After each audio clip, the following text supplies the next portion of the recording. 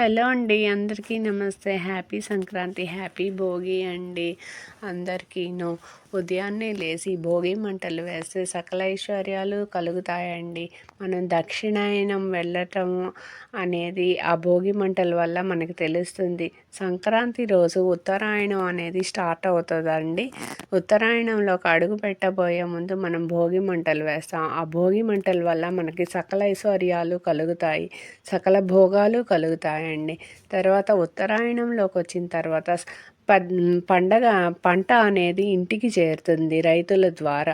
ఆ రైతుల ద్వారా వచ్చిన పంటలతోటి, కొత్త పంటతోటి, కొత్త బియ్యంతో పాలు పోసి నైవేద్యం చేసి పెడతామండి. తర్వాత భోగి రోజు సాయంత్రం పూట కూడా పిల్లలకి భోగి పళ్ళు అనేవి పోస్తారు. భోగి పళ్ళు పోయటం వల్ల కూడా చాలా సకల ఐశ్వర్యాలు, సకల రోగాలు తగ్గుతాయండి.